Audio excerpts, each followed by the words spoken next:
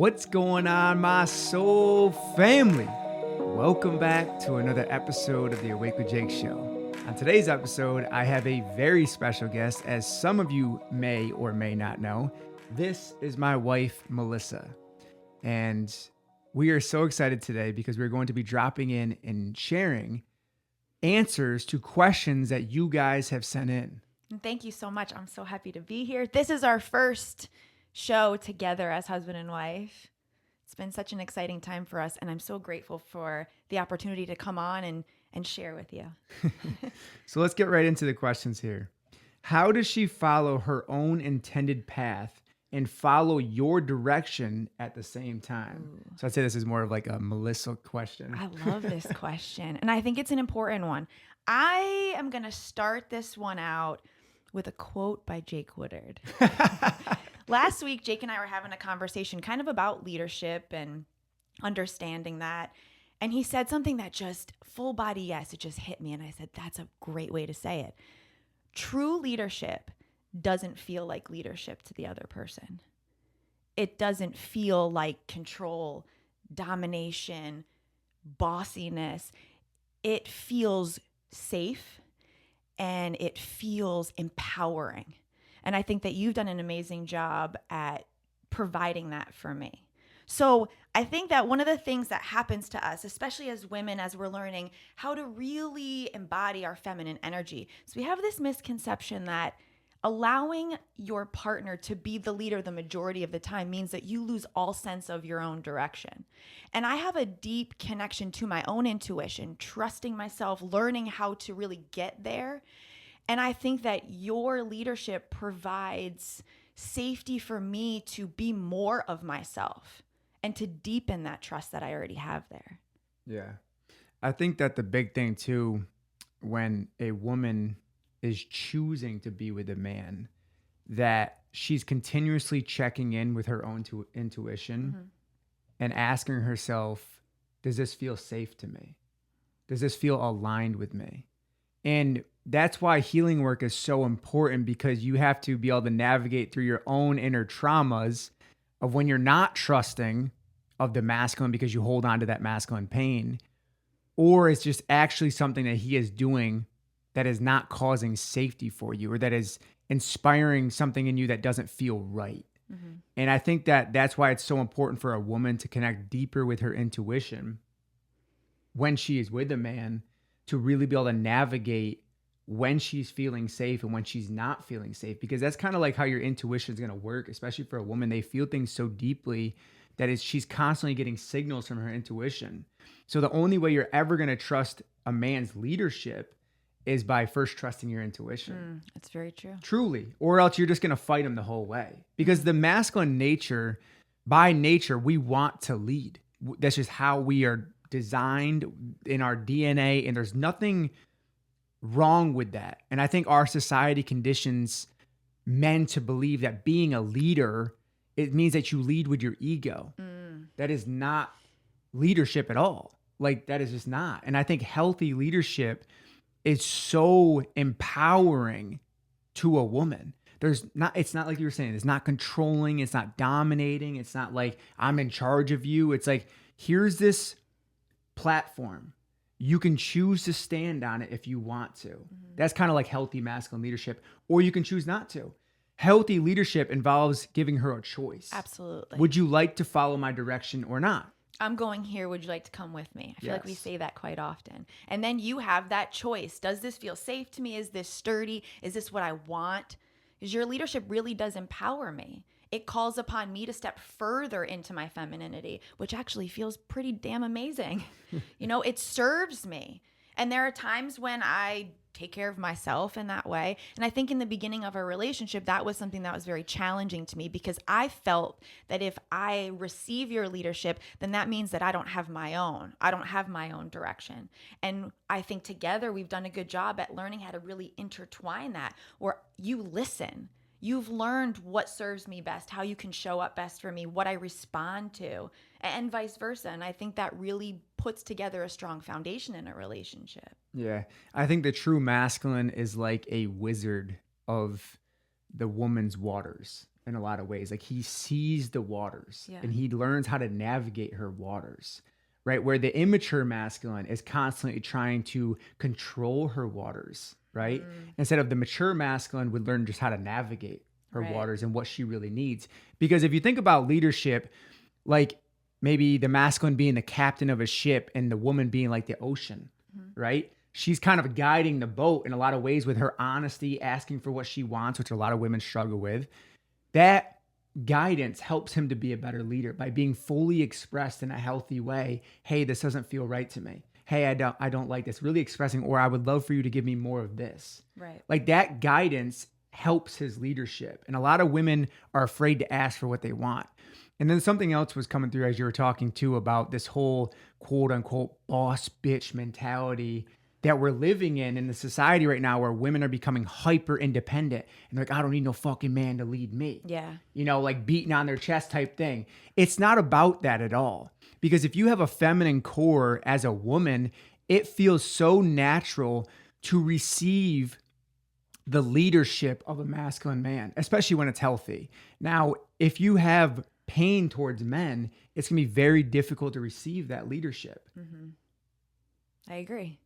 But it's just, I'm envisioning what you're saying because that's how I felt for so long. Yeah. And it wasn't that, and it isn't that, I want to make sure I really say this. It isn't that you can't do things.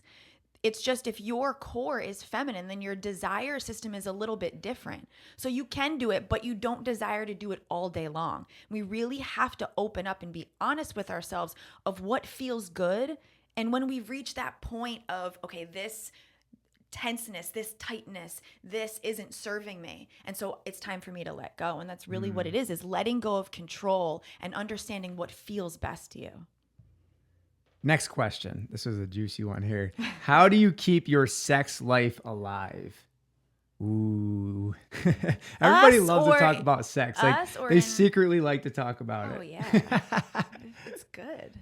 Yeah. Well, I'm assuming they're talking about us. How do we keep our sex life alive? Under the heading of everything else we're going to say, I'm going to put polarity. Yeah. It's huge. It is. Understanding polarity, practicing polarity, connecting to your core energy, that I can feel the difference in our energy together. And it's not always going to be perfectly in sync. You know, there are going to be times we'll both be in the masculine, we'll both be in the feminine, and that's okay. But finding a balance and really intentionally paying attention. I don't know if that makes sense, but you know what I'm saying? Paying attention to how you're feeling vibrationally with each other is huge. It makes the biggest difference. When I'm playful and gentle and that's really my strength. I feel the most in my power when I'm in my feminine essence. And it took time for me to practice that, but I can feel his attraction to me is crazy. It's a beautiful thing to practice with one another. And same thing, like when I'm grounded and present and clear with my direction, it like lights up her inner feminine. I can feel it right now Yeah. when he talks about it. Sometimes even when I read things that Jake writes about the masculine, I'm like, oh. And if you get that reaction, then that's one of the indications that you really do have a feminine core. Yeah. And that's what you're craving. It's just you're fighting against what society is telling you need to be. It's disempowering you. I think too, like coming back to sex, I think when you build your entire relationship on a foundation of sex and just lustful connection, that's eventually going to burn out. So my response to this, and I love your response about polarity, my response is to have depth in your relationship. So, because when there is depth, when there's emotional depth, when there's spiritual depth in a relationship, the sexual connection is just a byproduct of that depth that you have in the relationship.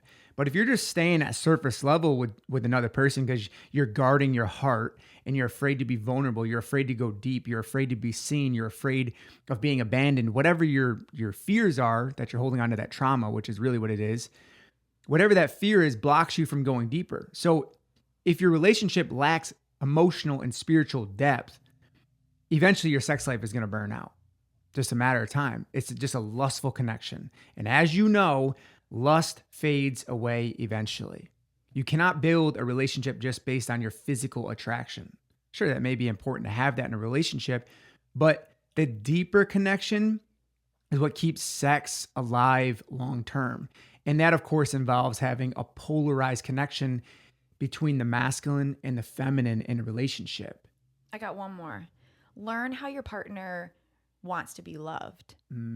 I think it's important to communicate that. This feels amazing to me. It hurts me when you do this. I think it's important to communicate both, because he could be doing something. He's working so hard, showing me his love for me in a way that maybe he thinks I want it, but it's a disconnect because it's not how I receive love. It might even trigger me. It might feel empty to me. So understanding and learning and being curious, how can I serve you in this moment? What do you need from me in this moment? Being open and honest in that way can be huge, because then you're working towards something that's actually connecting with that person. Yeah.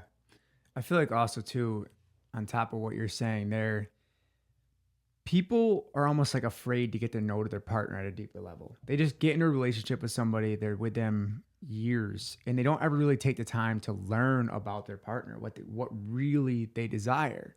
You know, it's something that I had a recent thought about lately, was how the collective feminine, their quote unquote love language, if you want to call it that, would be emotional connection. Mm-hmm. Like women want to feel emotionally connected to, like as the feminine, I would say. Yeah.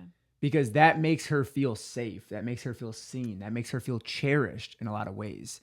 So men are often very in their logic and they don't understand that about the feminine, but she wants to feel that emotional connection. Well, we could be sitting right here together and feel miles apart. Yeah. And if you're experiencing that in a relationship, then I'd encourage you to really start opening up and going a little deeper, at least inviting your partner to go deeper with you, because there's something that's missing. It shouldn't feel that way. Next question. How do you get a man to shift more into a masculine role?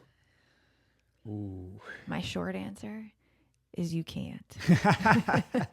You can't make anybody do anything that they don't want to or they're not ready to. And Jake and I use the word invitation or inviting so often together, because that's really where your power lies, is you can invite someone to join you in depth, like we were just talking about. But when it comes to encouraging or inviting your masculine partner to come into their masculine, first, I think they really have to want that. They have to recognize that their core is masculine. That's why conversations, I'll talk about communication probably this whole time, because it's such a big part of the foundation of the relationship. But I'll speak on my behalf and say, focus on you and getting to the core of your feminine, of really indulging in that, because your energy is way more powerful than anything else. So the way that you're showing up in relationship is going to naturally invite him to join you and balance you out and be in the masculine. That's what I would say would be number one, because we get so fixated on what can I do to get him in the masculine while we're over here holding the masculine frame and there's no space. You know, if I'm going to be really honest about this question, Yeah. I feel like this is coming from an aspect of control. How can I control him to be more in his masculine that suits me better? Like, and that feels very disempowering to me. That's how I feel around this question. Like, how can I get a man to shift more into the masculine role? Yeah. But the better question is, how can you inspire that within him? Instead of trying to control him to become more masculine, how can you inspire that within him with your own feminine radiance? Let me be very clear about this. Feminine radiance inspires masculine consciousness. Let me just say this again. Feminine radiance inspires masculine consciousness. So if you want a man to quote unquote get more into his masculine, first you need to step out of the masculine. A lot of women are heavily in this masculine role and they're like, why isn't he in the masculine? Well, there's no space for it, first of all. And of course, he has his work to do to step up and be in that role. But the second step is you embodying your feminine essence will draw out, potentially, not guaranteed, will draw out the masculine consciousness within him. But it also feels better in your body if you have a feminine core, which most women do have a feminine core. Most men have a masculine core. So make it about like what you were saying, an invitation. And that invitation inspires him to step forward instead of like trying to control him because he's not being masculine enough. He's not being clear enough with his direction. I get it. that doesn't feel safe to a woman. But when you sit there and you nitpick him, it actually begins to disempower him. Right. You know, like men do not want to be controlled. We don't want to be told what to do. Okay. We want to feel like we found the answer ourselves. And with your loving honesty and your loving expression and your radiance and your softness and your playfulness, you begin to draw that out of a man. Just like the flower opens to the rays of the sun. Opening the flower of your heart, opening the petals to your heart allows a man to step deeper into you. But if you're guarded because you hold on to past pain and you've been into this controlling Carol archetype for so long, you're going to struggle to allow a man into that space and to be in the masculine role in your life. I feel like it's important to also recognize when he does do those things. So there's two things. One is the way that you communicate what you're desiring, what you're longing for, what really turns you on. Think about the way, if you said all of that, you know what really turns me on? How different your body feels than I hate it when you. Or could you please just act more masculine? Like that feels very tense and tight. And if your body has a reaction like this, then it's really not serving you. And you're communicating in a way that's, I would consider to be an unhealthy way. You're emasculating your partner. So the easiest way to get him to go in the opposite direction is to emasculate him.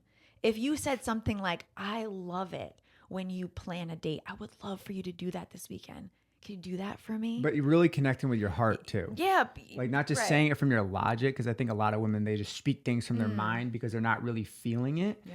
Men can feel when you're connected to your like real feminine essence. Absolutely. Well, that's why step one was connect with your own femininity. And really, I use that word indulge because that's what it feels like. You're indulging in this beautiful part of yourself that makes every other area of your life start to blossom. But communication and the way that you invite is so important. The next question. Why am I attracting emotionally unavailable men? I would say to explore the parts of yourself that are still emotionally unavailable, that are still guarding your heart, that are still protecting yourself because you don't want to be hurt, because you don't want to really be seen, because you are afraid of losing love, whatever the aspects of yourself are, the shame that you carry within your body as a woman. Why are you attracting this type of man who you really know is never going to love you the way you desire? But you keep attracting this type of man because you know at a mind level, your ego protection level, that you're just going to keep this man just far enough away to not get close to your heart. And that, to me, is the number one reason why women attract emotionally unavailable men, because they're not fully integrated with their own emotions. They're not fully integrated with their heart. Because if they were, they would attract men that want to love their heart. They want to cherish their heart. They want to commit deeply to them, right? So if you're attracting men that are kind of wishy-washy, flighty, ghosting type, or emotionally unavailable, to me, that is mirroring back an aspect of yourself that hasn't integrated with your own heart, with your own emotions, with your own desires of what you really want from a committed man, from a devoted man, from a man that loves you, from a man that's grounded with you. And just because you've never been shown healthy masculinity in your life does not mean it doesn't exist. Let me say that again. Just because you've never been shown healthy masculinity in your life, likely, that doesn't mean it doesn't exist. There are good men in this world, men that are present, that are grounded, are protective, are loving, are clear with the direction. That is possible. So step one is to really connect to the emotional, loving parts of yourself, to your heart, letting go of that pain that you carry, letting go of that shame you carry. And step two is getting clear on the type of man you really want. If you don't want a wishy-washy, flighty type man, then start saying no to that energy when you feel it. And as you say no to it, you actually say yes to what you are desiring. I feel that a lot of us grow up, and it's just kind of the way it works, feeling like our emotions aren't recognized or validated or heard. I hear that so often. And so we carry around this template of this is what love is. And then that continues on because we don't really, or we aren't often shown how to take the time to really get to know, what do I want? How do I feel? That's one question that I find. And I remember being at a point in my life where I couldn't answer it either. Like, well, what do you feel? I'm like, well, I don't know what I feel. So I feel like we're that template, like breaking into your heart, which getting into your heart, I feel like this is important. You're not going to get in from here. Getting into your heart is completely call upon you to let go of all of what you think it needs to look like, what it needs to be, how it needs to sound, and really start to feel into the depth of your soul and to open up to all the different parts of yourselves that really make you you, understanding how you want to be loved and kind of heading in a direction that feels good within you, not here. By the way, if you're looking to do some deeper healing work with me, I am currently offering a 30-day healing challenge. This is a brand new challenge I've never offered before that involves inner child healing, meditations, masculine and feminine energetics, polarity, relationship. All these things are going to help you to build an unshakable foundation and really reset and heal your nervous system so you can show up better in your relationships and in your life overall. So if you'd like to grab a seat for this challenge, go to 30dayhealing.com. That's 30dayhealing.com. And I'll also put the link in the show notes as well. Let's jump into the next question. Can you heal yourself while still being in a relationship? I believe that a relationship will take you deeper into healing. So don't be discouraged, because just when you think you've got it all figured out, there's a person, a being in front of you that's going to bring it all back up again and invite you to go even deeper. What do you feel about it? Because I think it's possible, but it depends on how open you are and what you're willing to do in order to really dive into that healing work. So I think it can work both ways. I think a relationship that you're really aligned with, Okay. that I like you that. really feel safe in, you can go so fucking deep into yourself with that person, into the pain you've never felt, in the intimacy you've never felt with another person. I really believe that because I've experienced that with you. Yeah. And I believe you've experienced that with me as well. Absolutely. So I think that an aligned relationship that you feel safe in, yes, you can experience immense healing in that relationship. We have both experienced that in our relationship. Now, in opposite to that, I think that in a relationship that is not aligned and you're just staying in because it's quote unquote comfortable and it's easy, but you're not really getting the depth you want. You're just staying in it because you're comfortable and it's cozy and it's like, oh, well, you know what? I don't know if I'll ever find love again if I leave this relationship. And I get it. That's hard. We all all feel been that there. way. If each time I feel like we've all experienced that feeling.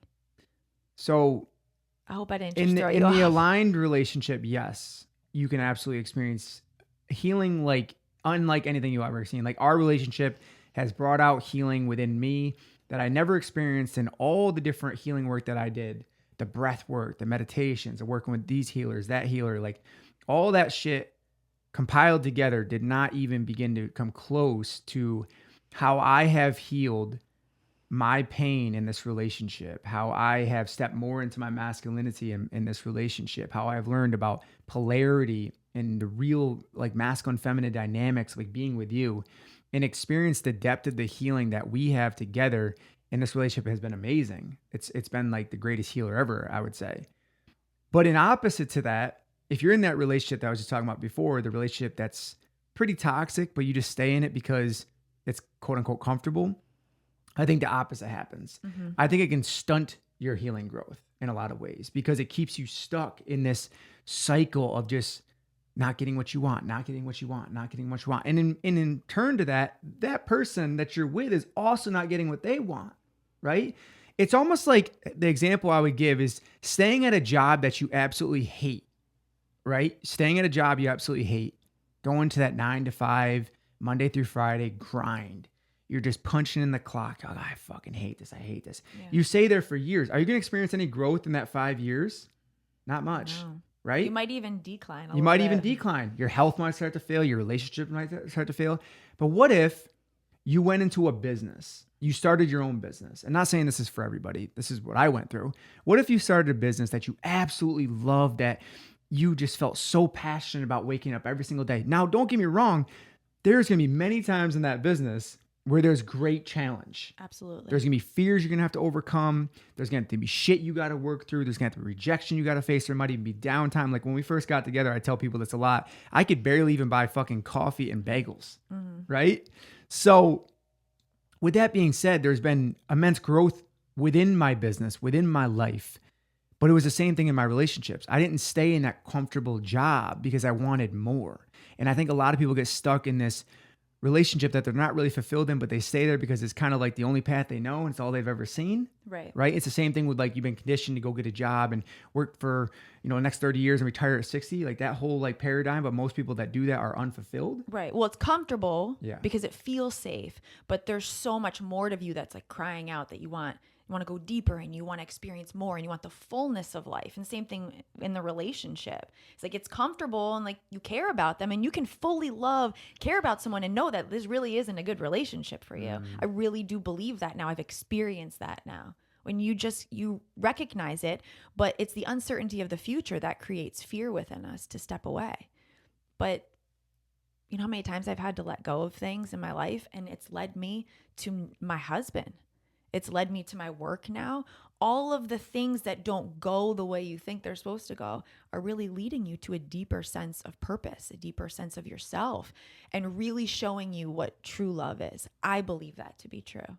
It's so funny because things always have a way of working out. Even when you think they're not working out, even when you think that they can't get any worse, it is always working out. I have been through some serious pain in my life, as many of you know listening, that have heard my stories and the shit that I've overcame, from the alcoholism to the abuse I experienced in my childhood to my sister's heroin addiction to all these different things, to the toxic relationships, to the obesity that I struggled with. Like all of these different things were actually leading me to a more fulfilled, to a more aligned life, to a more aligned relationship, to a more aligned purpose, leaving a job that was quote unquote, the dream job and nobody leaves. Like all this shit was challenging, but I was able to overcome that and become the man I am now, right? And work through those challenges when I thought things weren't never going to work out, right? There was a time when I could never imagine having my own business. There was a time when I could never imagine getting married. There was a time in my life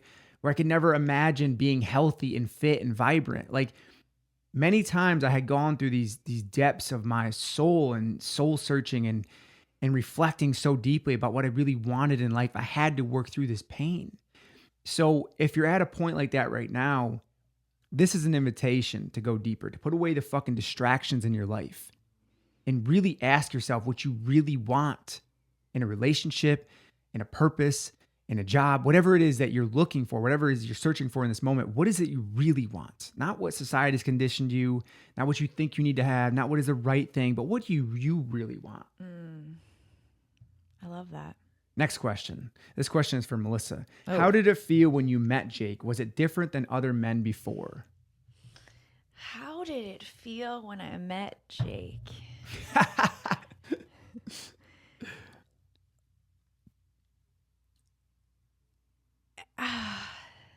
I can feel it in my body. I was just trying to breathe through this right now.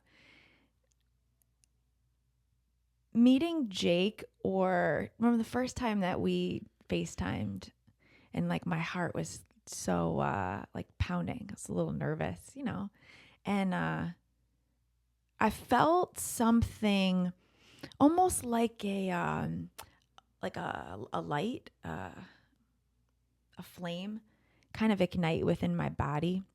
I think at the time I didn't really understand what it was, but I was so curious, more curious than I feel like I've ever really been about a man. And I felt like, although it was scary, because there's a part of me that was very scared, you were someone who asked me deep questions. And I think that although that was scary to me, it it was I don't even know the word. I can feel it, but I can't put it into words. It was an excitement of knowing that something really big was going to happen in my life. And I wasn't really sure what it was, but one of the things that sticks out about Jake is we met in person after we talked for a few months through Zoom video, things like that. We went to the grocery store and we were walking around the grocery store. And at the time, I didn't realize what was actually happening. Jake was walking like maybe 3 steps in front of me, and I was just kind of moseying behind him. And he stopped. And he turned back and he looked at me and he said, "You come up here and walk next to me. I don't want you walking behind me." And I remember thinking to myself, oh my gosh, I was walking behind him. I was putting myself as an inferior. I was giving away my power. I was all of those things. And the recognition of that, it was something that it started that put something into motion. It put a plan into motion. And I think that no matter what we've been through since coming together, the times that we've separated, the really deep, really difficult times that we've had to let go of one another and be raw and honest and open, I think no matter what, I have never felt like Jake wasn't my person or there was something else there, because from being with Jake, I felt like my life went up. Everything that I've always wanted to express about myself or be or let go of, or all of that, the presence of him in my life really gifted that to me. And so I guess to answer the question is that, yes, I always knew it was different, but it was an indescribable realization that took me some time to kind of get a grip on and to accept. Because even from the moment Jake asked me to be his girlfriend, because I had worked so hard in my life to let go and to open my heart back up. And I think when you work hard at something, it's like scary to like hand it back over, and I know a lot of people listening right now have felt that. It's like, oh my gosh, I've gotten here, and like, what if this doesn't work again? And the desire, and I know I've said this before, but it's so damn true, is the desire to see where this was going to go with Jake was way greater, way stronger than the fear of being hurt again. And I think that was really an indication that there was something here. And it all makes sense now. All of the struggles, all of the pain, all of the goods, because everything had to be in place for us to even come together, for us to even set eyes on one another. And that's why I believe that no matter what, it'll work itself out. And when you're under that dark cloud in that moment where you find everything that's wrong and you just want to give up, and there's always a little glimmer, there's always a higher calling for you to stop thinking that you need to head in a certain direction and to just surrender and see what life is really trying to show you. And eventually it all makes sense. That was really beautiful. Thanks. Thank you for that. That was really beautiful. Wow. Got me a little emotional on that one too. So the next question is, exercises or practice for better presence and holding space for my female partner.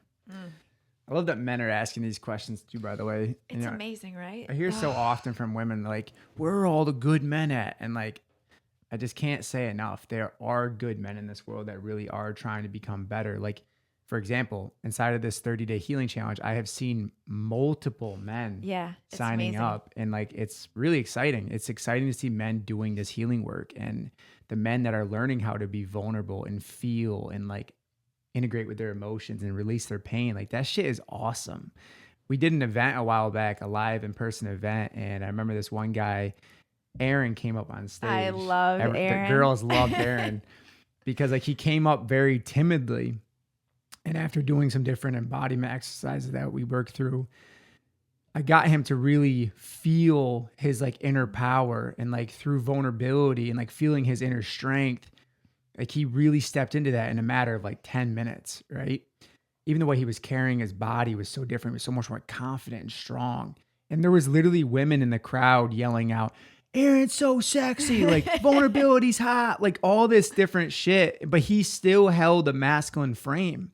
So men need to understand that just because you feel your emotions doesn't make you like this little baby, right? You can still be masculine and have a connection to your emotions. And when you hold that masculine frame while feeling your emotions, women find that shit really attractive. So in response to this question, exercises or practice for better presence and holding space for your woman is really about first learning to hold space for yourself. Because if you can't hold your own emotions, if it's just constantly rage or anger, you get so easily triggered, or you're impulsive or reactive, or you shut down, which whatever your story is, you're not going to be able to hold space for her emotions. Okay. So if your nervous system is easily agitated, you're going to immediately either try to control her emotions or you're going to abandon her emotions when she expresses them. Okay. There's also a component of boundaries here, right? So if a woman is projecting onto you, you need to have boundaries with her. Firm, strong, loving boundaries. Okay? Because if you don't, she's not going to respect you. But if she's just coming to you emotionally sensitive or emotionally off, and you haven't learned how to just be present with her and be grounded with her, then she's not going to be able to fully open herself to you. Okay? A woman wants to feel emotionally safe in a relationship. So this is where you first get to check in with yourself. How integrated with your own emotions are you? How safe are you for your own emotions? Or are you still holding on to anger and rage inside of you that's just bubbling up? Because as soon as she comes in with emotions, that's going to touch that sore spot and it's going to be activated and you're going to freak out. Mm-hmm. I was just thinking that as you were saying that, is that if she comes and she's looking for emotional safety or she's looking to express herself in a healthy way, that's going to trigger any unresolved emotions that are within you. And what often happens that I've learned when it comes to the masculine is that because it doesn't make logical sense and it feels uncomfortable if a man hasn't integrated with his own emotions, he's going to either flee or he's going to do everything to just repress it and make it stop. Like you're over emotional, you're too much.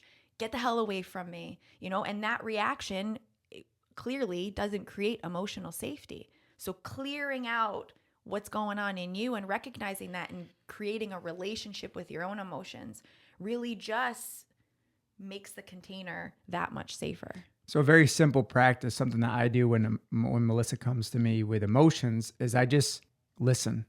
Just very simply listening, looking deep into her, being present, grounding myself in my body, just being very present with her and just listening to what she has to say. And then if I feel called to, I will say something like, is there something I can do to support you in this moment? Is there something I can do to help you feel safe in this moment? Right? So from there, she can express how she feels, what she needs clearly to me. That's the best way to communicate with a man, is clear communication, clear, direct communication. This is what I need. Can you please give me this? Boom. Yes. A masculine person is going to respond very well to that. So deepening your presence, deepening your breath, grounding yourself, pulling your shoulders back, opening your heart, and just listening to her is one of the best practices that you can do. Oftentimes she just wants you to listen, not solve it, because the masculine wants to solve it. Well, why don't you try this, and this? Sometimes just opening up and expressing yourself is the best thing that you can do, because in a way, when you openly talk about something, sometimes it starts to really make sense and you can connect. It's a deeper way to connect with each other. Oh, but also remember that she has to allow you to support her. So that's another component that's important, is she has to be willing. She has to receive you. Just like we talked about in the opposite of a woman inviting a man, like he has to be willing to do it. We as women have to be open to receiving that support. Because if you say you want it, then if it's safe, then you should receive it. That's the thing. Is we say we want things, but then we're like, rawr, I can do it myself. And that really is very exhausting. Yeah, and when you're saying if it's safe, there's like two lanes there, okay? Okay. There's a lane of your trauma as a woman that you're carrying, yeah, and then there's a lane of your intuition. Okay, so you have to be able to navigate between those two lanes. And I think I talked about this earlier, but like your intuition is going to tell you if he's safe or not. Mm-hmm. Your trauma may confuse that, right? The trauma that you've held on to from past masculine pain might come into that lane. It's I'm visualizing 2 lanes for a woman. The one lane is her trauma, Right. that she's been hurt in the past by men. The second lane is her intuition. Now, sometimes that first lane, it kind of almost comes into that second lane. Like her trauma's coming into her intuition in going, oh, he's not safe. But oftentimes that's actually your old pain that is telling you he's not safe, right? So that's where you really got to navigate between the 2 lanes. Right. Is this my own stuff or is this my intuition? And you can feel the difference. One feels very heavy, controlling, contracted. The other one feels very light of just, no, this doesn't align with me. That's funny you say that, because I feel like when my trauma or my old patterns come up, it's really attitude-y, very defensive. Slow lane, trauma, clunky, 5-car backed up, fucking people blowing the horns. It's my response of being sarcastic. Right. Sarcasm. That's the way that I would protect myself. Shielded, sarcastic, guarded. And then in the intuition lane, fast lane. No traffic over there, smooth sailing, right? No, it's very clear. Very clear. This is a great analogy. Yeah. So we got the trauma lane, which is the slow lane, sarcastic, shielded, attitude-y. Like you're stuck in traffic. You know that feeling? Yeah, pissed off. Yeah. Backed up that's in how traffic, the which trauma. is the stagnant feminine energy. I really love this because it's so true. The stagnation of your feminine energy, which be in the trauma lane. And then in the fast lane, which is your intuition lane, it's all shit's flowing and free. Like, it's just like, no, fuck that. This doesn't align with me. Like, this doesn't feel right. Like, it's just, it comes so natural. It comes so feeling. I think a lot of women ask me a lot, like, how do I differ between the fear and the intuition? I just told you. That's exactly what I would say. Yeah. Next question. I know we could keep going on about this. You. How do you come across more feminine when you're going on dates? This is such like a logical approach to being more feminine. Put lipstick on. Step put a 1. Dress on. No, that's the most important component of the feminine. Is it's not this logical step by step. Well, first you put on a dress, and then you swirl your hip, and then you wink a smile. It's like, really not about that. First, take the date and put it over there, because this isn't about just inviting your energy or opening your feminine essence on a date. This is about your everyday life. I dance by myself all the time. I'm connecting to my heart. I'm feeling my emotions. That's all my own practice. I don't do it. I love you. I don't do it just for Jake. I do it because it serves me, because it feels good to me. So whether you're dating or in a relationship or single, whatever it is, tapping into your natural core energy is important no matter what. It's not just for partnership. Yes, it makes a huge difference, but it's for your overall well-being and health and how to really like bring forth your true self into the world. Yeah. And now I lost my train of thought of what we were saying. I'll step in right there. Hold on a second, because I got something to say too about men. Okay. Because we could flip this while you're recouping your thoughts there, because I know we're getting fucking pumped up. I get so excited now. So to the men listening right now, and I know there are men listening right now, to the men that are listening right now, like if we reverse this question, how do I come across as more masculine when I go on dates? It's like, no, fuck the dates. It's like being more masculine for yourself. If you have a masculine core, having purpose, accomplishing things, feeling grounded, these things will feel better for you. Being disciplined, being structured in your life, like having those masculine traits while still honoring and feeling your emotions, feeling your heart, like these things are really amazing for the male in itself. The masculine frame, holding that frame, feeling purpose-driven, feeling accomplished, feeling grounded. These things are so important for men to feel. Outside of dating, it's just your overall health and well-being will begin to shift when you start really practicing embodying that masculine essence. It just feels natural. You don't want to approach a date playing a role. That's what you don't want. You want to come into the date as yourself. So within, I guess if I had to give you some pointers here, I'd say relax. Relax your body. Don't logically think of what this all needs to be. Sometimes the expectation can ruin things. So how do you relax your body? Wow. I roll my shoulders because we tend to carry a lot of weight of the world on our shoulders. So a reaction that our nervous system, when we get nervous, when we start getting heady, is that our breath gets shorter. It gets very shallow, and our shoulders start to come up. And that's when we, close down our heart. It's like, oh, like the brain just Contraction. takes over. We're living from like the neck up, if you will, is like kind of the way I would say it. So it's more about dropping your shoulders. Like I'll roll my shoulders back and I bring my breath all the way down to my belly. And then I breathe into my heart, maybe like 3 in the belly, 3 in the chest. And I just relax myself. This is a beautiful part of life, is getting to know people and how you approach this and what you believe you're worthy of is a big thing. Yeah. What you believe in general sets the tone for what's going to happen. So if you're sitting on a date thinking, I have to be feminine, I have to be feminine, I have to be feminine. You're in your masculine. You're essentially, yes, you're in your masculine, but you're not able to really even see this person. You're not able to focus on that. Like, does a flower think about being a flower? No, it just opens and is a flower. Don't worry about doing, just worry about being. Like there's a flower, that place down in Washington Park or whatever, that place down there. Yeah. There's like the Tulip Fest or whatever. People come from hundreds of miles to see the tulips. To see the flowers. Really? I love Like it. are the flowers sitting there thinking, oh my God, I need to be a flower. I need to be a flower. I need to be feminine. I need to be a flower. I need to be feminine. Yeah. No, the flowers just naturally grow out of the earth. They naturally open and they naturally attract people to come see it. Mm-hmm. Right. And women are the same way. When a woman's really embodying that radiance, this isn't a 4-step process to embody your radiance, right? No. Like that's a logical approach. I know you're all thinking you wish that it was, but it really isn't. And it's different for every woman. That's one of the things too, is that the way that I connect to my feminine may not be the way that you connect to your feminine, or the way I express my feminine. And that's where we sometimes get confused, is that we see a woman do something and we're like, okay, I got to do this. And it doesn't connect. It doesn't bring the surrender out of you. And then we're forcing it. But honestly, really to the question is, don't focus on what you need to be. This being in your feminine or indulging in your feminine is an everyday and an all day thing that's about your relationship with yourself. When you come into union with someone, you don't want to be working. You want to really enjoy one another. You don't want to have to keep up this persona. Just, and it sounds very cliche, but just be yourself. And that's the best way to know whether you really have chemistry, or you really have, I guess I don't really love that word, you really have some connection with this other person. It's not about playing a role. That fades away like really when you're quick. Thinking about the role that you need to play, you're not in flow.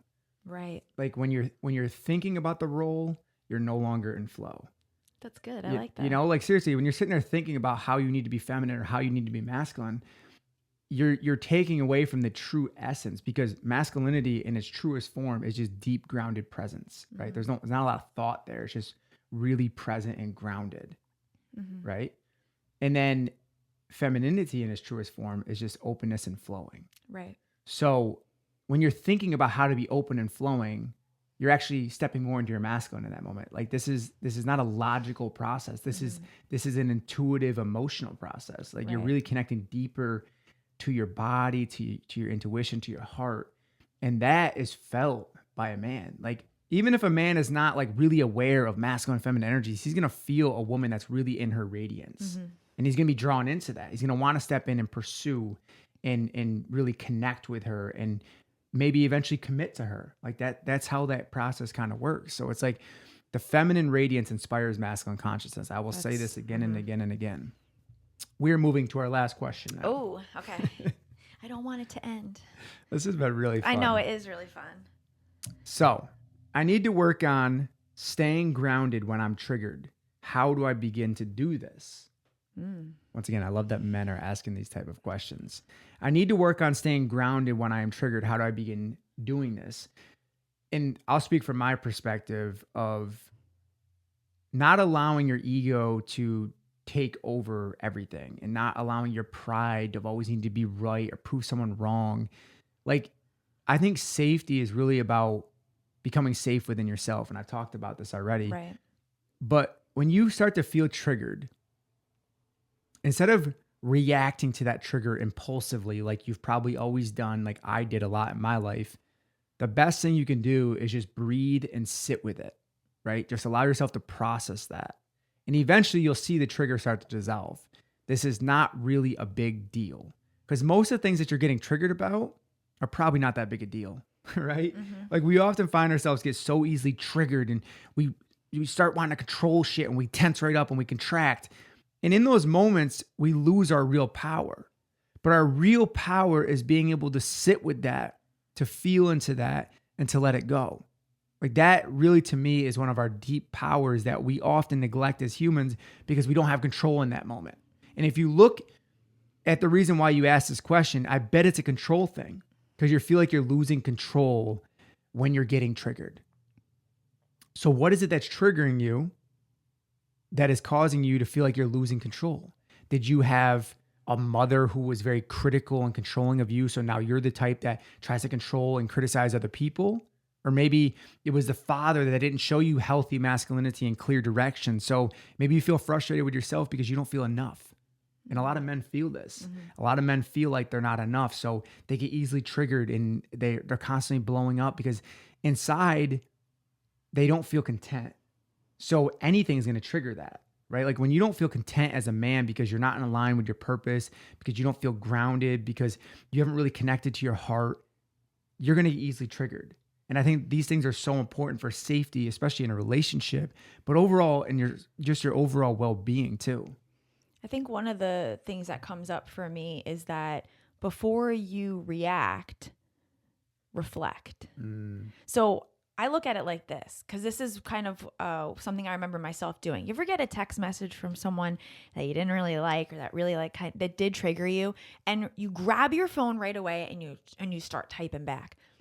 And then you have a moment where you delete it, right? And you sit there for a couple minutes and maybe 3-4 minutes go by and you're like, wow, I'm so glad I didn't just send that. Because your trigger is a temporary emotion. And if you give your power to that trigger, then it's going to bring you to a place and snowball this emotion into something else. And that's the thing, is we fight against it and it keeps it lingering longer. It keeps it staying there. I say, at least in the way that I do it, is two things. One, I either express it, especially to you. I'll say I'm feeling extra emotional right now. I just need a moment. Or if I'm by myself, I allow it to wash over me without actually doing anything about it. Because once it washes through me and it starts to leave, then I realize, oh, that's actually kind of silly. I didn't really need to take action in that way. That's what's worked for me. Yeah. But I do agree with what you're saying, and deeply, that think about the way that just the different way that we raise men and women. And think about, as a woman, years and years and years, if you never could express or never connect to your emotions, that bottles up within us. And I know we all have experienced that, but I feel like it's a really deep thing. And men are taught not to feel, men are taught not to cry. Right. You know? So we have this bottled up feeling within us. Yeah. And that anxiousness begins to build and build and build. And then you start to see things like depression and anxiety, like all these different things are stemming from the fear and the pain that gets locked inside of us, that trauma as a man, because we've been taught not to feel, not to cry, not to let go of that pain that we carry. So I think men that are easily triggered are still holding on to a lot of pain, a lot of shame, a lot of anger. Mm-hmm. And it's just that deep rooted just toxicity locked inside of them causes them to keep being so reactive and easily triggered. And can I say, I don't feel that this is a way of excusing the things that, the anger that comes up within and that kind of abuse, things like that. That's not, it's just a recognition of the difference between us and the different ways that, society really conditions us. Well, the awareness of the pain you carry is the first step in healing it, right? So the anger you carry towards your childhood, towards, the abandonment, towards the neglect, towards the trauma, whatever anger you're carrying, the first step in healing that is the awareness of it. Right. The second step is just sitting with it and allowing it to be let go, allowing it to be released. Over time, it's going to eventually let go. Like, it doesn't happen all at once, but eventually it does start to unfold and let go. Yeah. Wow. This has been a really fun podcast. I hope that you guys enjoyed this. Once again, so much of the things that we just talked about on this episode, I am going to be diving deeper into inside of the 30-day healing challenge. So if you're thinking to yourself, wow, I really would love to be a part of this, go to 30dayhealing.com. That is 30dayhealing.com. And once again, I'll put this in the show notes as well. Grab your seat and sign up. I promise you, this is going to be such an amazing experience. I'm so excited to lead this 30-day healing challenge. Once again, if you found value in this episode and you resonated with what we talked about, please feel free to take a screenshot of this, whatever platform you listened on, share it to your Instagram story, tag Melissa and I, send us a message, let us know what you resonated with, what you really felt aligned with. We love you so much and we appreciate you. Thank you for all the amazing questions. Thank you for being here with us, and thank you for having me. As always, stay open, stay grounded, and stay connected to that powerful source within you.